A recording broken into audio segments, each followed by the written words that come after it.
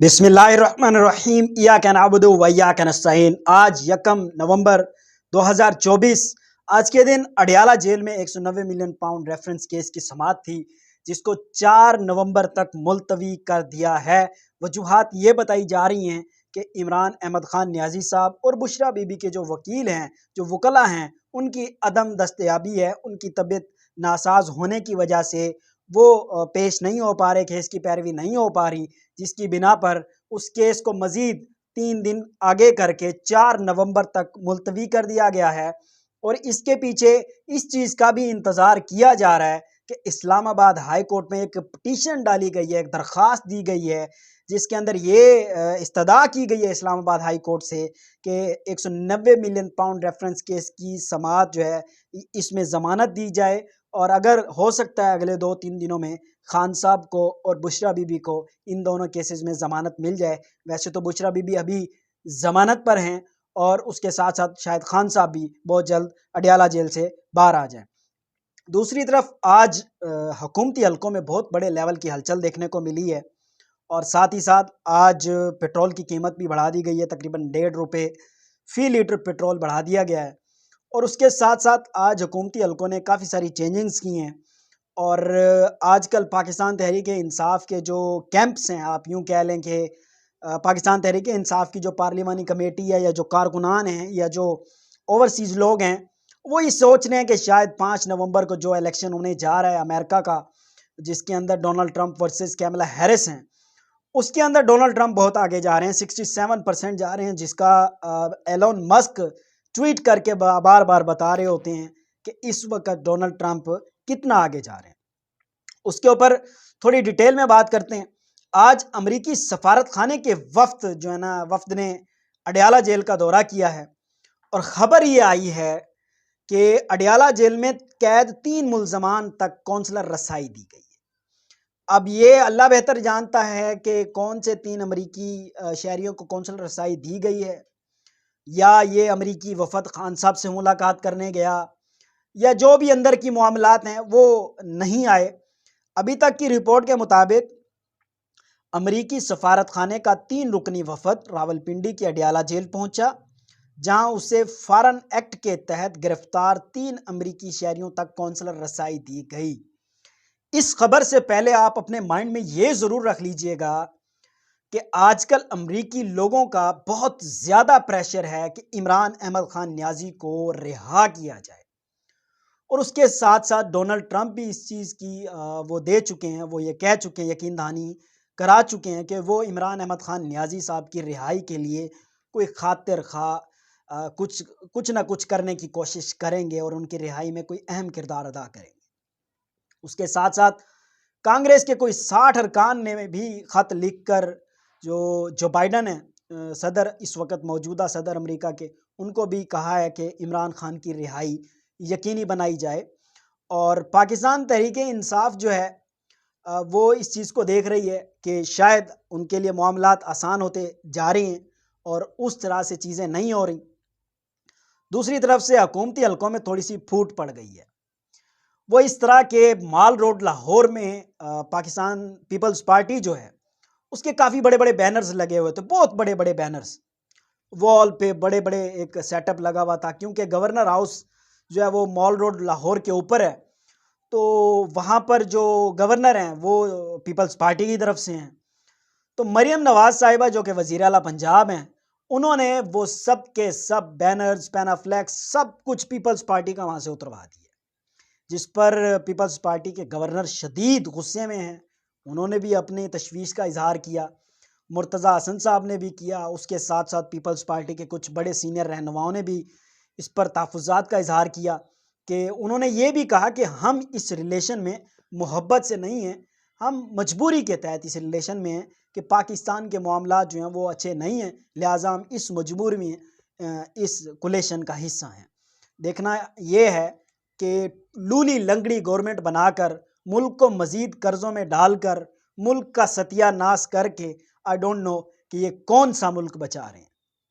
साथ ही साथ पाकिस्तान का 1990 की दहाई में मुनाफा बख्श इदारा पाकिस्तान एयरलाइन PIA, जो कि कल निजकारी हुई और उस निजकारी में गवर्नमेंट की एक्सपेक्टेशंस थी कि 85 अरब रुपए तक बोली जा सकती है।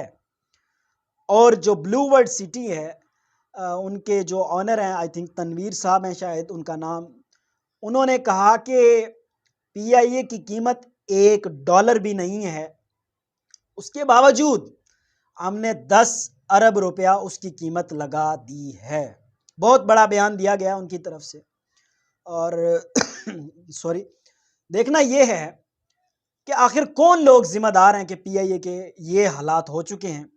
जहां तक मेरा तज्जिया है वो ये है कि पहले इदारों को तबाह किया जाता है, इदारों को डिवैल्यू किया जाता है, लॉस में चलाया जाता है, फिर इदारों की निजकारी का प्रोसेस शुरू किया जाता है, फिर उन कंपनीज जो इंटरेस्ट लेना चाह रही हैं उनको भी साइडलाइन कर दिया जाता है, कोई एक दो कंपनीज को लाया जाता है और एक लिमिटेड बिड दी जाती है और उसमें वो कंपनी सेल आउट हो जाती है।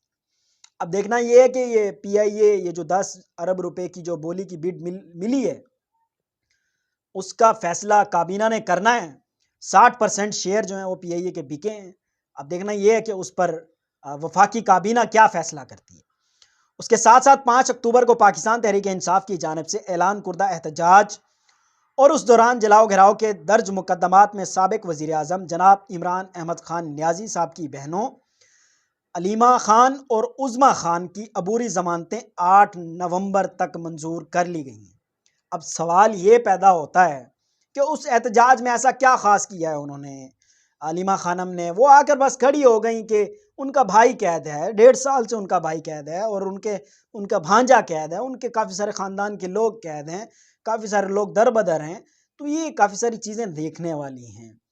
और उसके बावजूद उनको भी जेल में डाला गया 20-25 दिन। वो लास्ट वीक उनको जेलम की जो सेंट्रल जेल है वहाँ से उनको रिहा किया गया और फिर अभी 8 नवंबर तक उनकी ज़मानत पर हैं। खुदा ना खास्ता मज़ीद कोई मसला ख़राब होता है तो वो ज़मानत ज़ब्त कर लेंगे या 9 नवंबर को फिर अरेस्ट कर सकते हैं।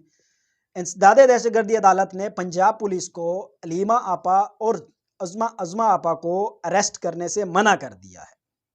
उसके साथ साथ आज सुप्रीम कोर्ट में एक बहुत बड़ा काम होने जा रहा है। सुप्रीम कोर्ट में बड़ा काम करने की कोशिश कर रही है गवर्नमेंट, क्योंकि ये एक बहुत बड़ी तफसीली बात है जो मैं आपसे करने जा रहा हूँ। वफाकी हुकूमत की जानिब से सुप्रीम कोर्ट ऑफ पाकिस्तान में जजों की तादाद बढ़ाने से मुतल्लिक बिल कौमी असम्बली में पेश कर दिया गया, जबकि सेनेट की कायमा कमेटी ने सुप्रीम कोर्ट में जजेस की तादाद 17 से बढ़ाकर 25 करने की मंजूरी दे दी है। पाकिस्तान तहरीक इंसाफ ने इस हुकूमती इक़दाम को आला अदलिया के जजों को दबाव में लाने और मनपसंद अफराद को सुप्रीम कोर्ट में तैनात करने की सोची समझी साजिश करार दे दिया है। इस मुजवजा बिल के तहत सुप्रीम कोर्ट में जजों की तादाद 17 से बढ़ाने की तजवीज़ दी गई है। इस वक्त सुप्रीम कोर्ट में जजेस की तादाद 19 है, जिसमें से 17 मुस्तकिल जबकि 2 अडहाक जजेस मौजूद हैं। हुकूमत का मौक़िफ़ है कि इस इक़दाम की बुनियादी वजह अदालत उज़्मा में हज़ारों की तादाद में ज़ेर इल्तवा मुकदमात को निपटाना है। सुप्रीम कोर्ट के रिकॉर्ड के मुताबिक इस वक्त अदालत उज़्मा में ज़ेर इल्तवा मुकदमात की तादाद 60,000 से भी ज़्यादा है। सर, सवाल ये पैदा होता है कि ये चीज़ें तब ख़त्म होंगी जब अदालती इदारों की हुकूमती इदारों की जो है ना जी मुदाखलत ख़त्म होगी और उनको अपना काम करने दिया जाएगा, तो ये 60,000 केसेस कुछ भी नहीं है। और उसके साथ साथ सुप्रीम कोर्ट के जो जजेस हैं उनकी तादाद 25 करने की सिफारिश भी कर दी गई है। कानून और इंसाफ से मुतल्लिक सेनेट की कायमा कमेटी का इजलास कमेटी के चेयरमैन फारूक एच नायक की सरबराही में हुआ, जिसमें सेनेटर अब्दुल कादिर की जानिब से जजेस की तादाद बढ़ाने से मुतल्लिक पेश किए गए बिल को ज़ेर बहस लाया गया। आज़ाद हैसियत से मुंतखब होने वाले सेनेटर अब्दुल कादिर ने यह बिल इस साल सितंबर में पेश किया था। इस बिल में मुख्तसर सोच विचार के बाद इस बिल की मंजूरी दे दी गई है, जिसमें सुप्रीम कोर्ट में जजेस की मौजूदा तादाद 17 से बढ़ाकर 25 करने की मंजूरी दी गई है। ये एक बहुत लंबी डिटेल है। थोड़ा सा डिटेल में मैं ये बता दूं कि कोशिश की गई थी कि इसको बढ़ाया जाए। आगे मज़ीद JUI ने और पाकिस्तान तहरीक इंसाफ ने इस चीज़ की मुखालफत कर दी है। अब देखना ये है कि ये मंजूरी हो पाएगी पार्लियामेंट से या नहीं हो पाएगी। वैसे तो ज़बरदस्ती काफ़ी सारी चीज़ें पास कराई गई हैं, आगे देखना है कि आगे और चीज़ें पास होती हैं या नहीं। आज कौमी असम्बली का इजलास था। उस इजलास में एक नई चीज़ हमें देखने को मिली। इंसदाद दहशतगर्दी एक्ट में तरमीम का बिल पेश कर दिया गया, दहशतगर्दी में मुलव्विस मुल्ज़मान की मुद्दत हिरासत 3 से बढ़ाकर 6 महीने करने की तजवीज़ कर दी गई है। यानी इसकी डिटेल मैं पढ़ लेता हूँ जी।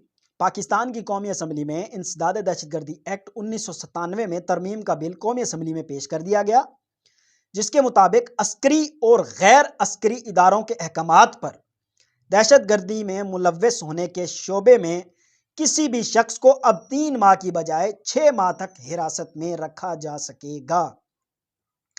ख्याल रहे, मौजूदा इंसदाद दहशतगर्दी के कानून के मुताबिक कानून नाफिज करने वाले इदारे मुस्तनद मालूमात या शिकायत पर किसी भी शख्स को दहशतगर्दी में मुलव्विस होने के शुबे में 3 महीने के लिए हिरासत में रख सकते हैं। यहाँ पे मालूमात या शिकायत नहीं होनी चाहिए, एक प्रॉपर ऑथेंटिक FIR होनी चाहिए, उसके तहत उसको उठाया जाना चाहिए, वारंट होने चाहिए, ऐसा नहीं होना चाहिए। अलबत्ता ये हुकूमती इदारे ही जाने और हुकूमत ही जाने वो क्या करना चाह रहे हैं। नए तरमीम बिल के मुताबिक अब अस्करी इदारे और गैर अस्करी इदारे किसी भी शख्स को मजीद 3 महीनों के लिए हिरासत में रख पाएंगे, लेकिन हिरासत की इस मुद्दत में इजाफा पाकिस्तान के आइन के आर्टिकल 10 को मद्देनजर रखते हुए किया गया, जो कि मुल्ज़मान को इंसाफ पर मबनी अदालती कार्रवाई का हक देता है।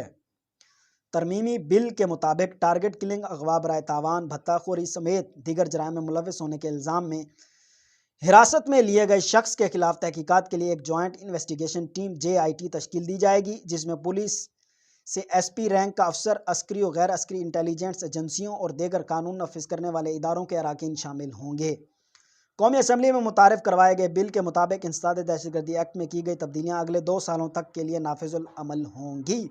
अब देखना यह है कि यह हुकूमत अगले 2 साल रहती भी है कि नहीं।